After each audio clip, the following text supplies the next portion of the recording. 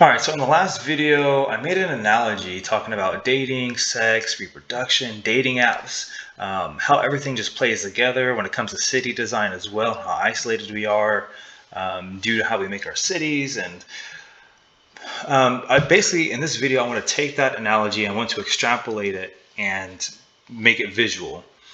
And so that analogy was basically saying, hey, let's personify evolution. And evolution's goal is to say, hey, I need water. I want to supply water to all these people here. And so how am I going to do that? Well, evolution sees that they have at their disposal a lake. Right, so we have this lake over here, and bear with me here, it's going to get a little nerdy for a second, but not too nerdy, it's very common stuff, but it'll be clear in a second. So we have this lake, and also we have a pump. And so we're going to take water from this lake, and we're going to put it inside the pump, and that pump is going to then take that water and funnel it into a pipe that goes to all the people. And out the other end, so because we can't just take water from a lake and then expect people to drink from it, what we need to do is make sure we're removing large contaminant, sediment. We want purified water on the other end. So on this end should be purified water that comes out. So that's evolution's goal. We want to take water from one end and from this lake and get it to everyone else. We're going to pump out the lake, purify the water, and get it to those folks. So to purify the water and remove the sediment and contaminant from the lake, we're going to put a filter in our pipe. Now a filter is going to be something, think of like a chain link fence. So a chain link fence looks like this, right? And that's going to capture the debris or any sediments, contaminants that might be in the lake. And it's going to capture it and prevent it from flowing to the people. And so out the other end, we should have water. So let's go ahead and put our filter in there. And it's a very ugly filter, bear with me. So there's our filter. Okay, it's in there now. So how does this necessarily relate to dating, sex, the current climate, and how everything is today? Well, let's say our men are the pumps. Because they have testosterone, they have a high sex drive. And so men are the pumps. Here we have our gene pool, which is the lake. And what's the goal for evolution? Not in this analogy, but just overall, right? Because we're here due to reproduction, and we have this drive, this need to reproduce. We want children. Men and women want children. When it comes to men, society talks about it as passing on a legacy, and all these things. So we want children, but we also want our children to have the best possible genes. We want them to be tall, we want them to be smart, funny, all these things. But specifically, they have to be attractive as well. So we have our purified water, which is our good genetics. So we have our men as the pumps, right? Then we have our gene pool here. And basically, men are like pumps because we have that testosterone. We're trying to not that we don't have standards, we do. But for the most part, we have a higher sex drive as men. We constantly want to sleep with whoever, sleep with a lot of people. So yeah, we have a high sex drive. So we are the ones driving the gene pool forward. We're saying, hey, we need to get this thing going. We want good. Well, we're concerned about genetics, but the filter is what gets us the good genetics. The filter is what's removing the debris, the contaminants. The filter is deciding, hey, what is actually going to pass through to eventually be the purified water or the good genetics, and that filter is women. So women have the luxury or the burden or the position of just simply filtering out and choosing what goes through and what passes through. And the way this relates to society is this. Now, while men are not necessarily the water, they're pumping, women still, in a sense, select the water, or pretty much they filter out the men. So they're filtering the pump. So the pump in this case is pumping water and they're filtering it.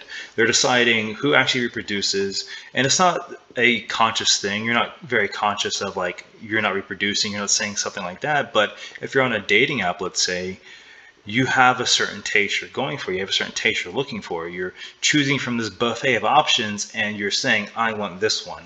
And all the rest of the options are just none. They're no go. I need this specific one. And so what does this do?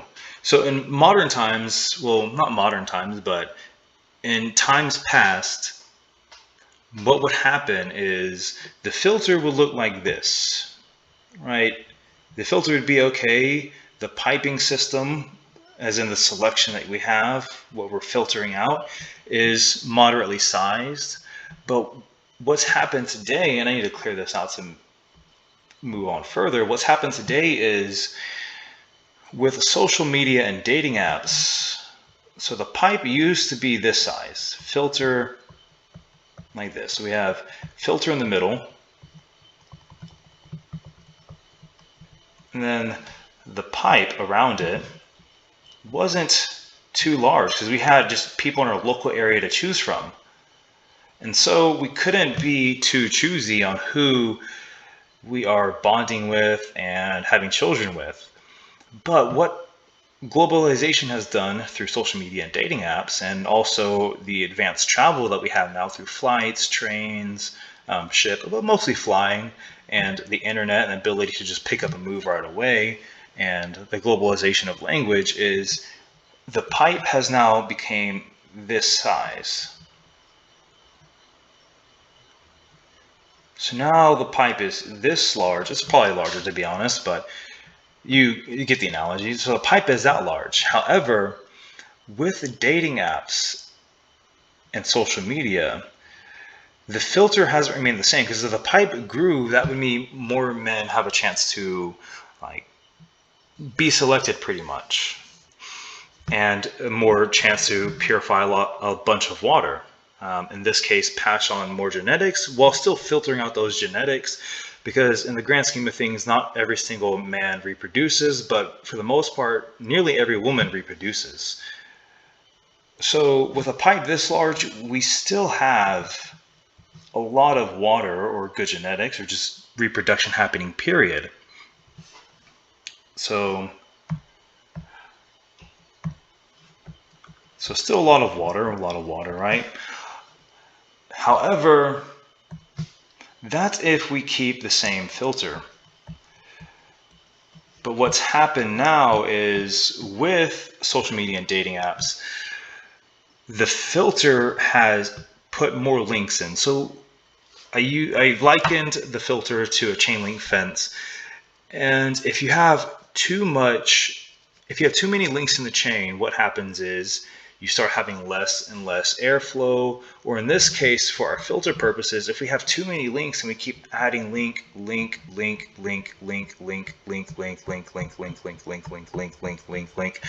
I could keep going and going and going, but if we keep doing this, what happens to our water? Well, it's pretty obvious, right? We can't have any flow, and so now evolution has this problem of, okay, I had a water, but I made the filter way too tight. I made it too high. It's filtering out way too many contaminants, and now there's so many links in this that it's actually filtering out the water itself as well. So now, instead of having all this water before that we used to have, we're only having a few drops compared to this flow here. And that's essentially what dating apps have allowed. It's this high filtering process to where we no longer have this. Instead, we have just a few drops coming out, which means that the selection process for men and the standards for men has increased so much that you have to essentially be incredibly good looking, incredible, pretty much that. It's also mostly about looks, right? And height. So good face, very tall. And if you don't have a good face, hopefully you're very tall, but also these other factors too, in terms of race, ethnicity, how much melanin your skin has. And so evolution has ran into the problem of the filter is there's too many links in the filter to allow enough water through.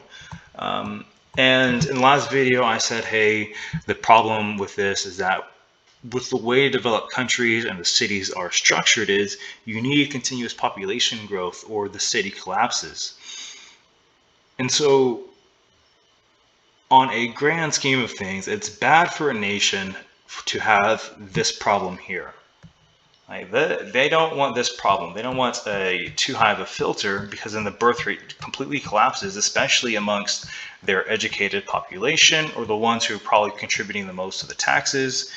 However, on an individual level, especially if you're a woman, this is okay. This is an okay scenario because again, the pipe is a lot bigger. You have a lot greater selection to choose from, but you still have a larger selection to choose from.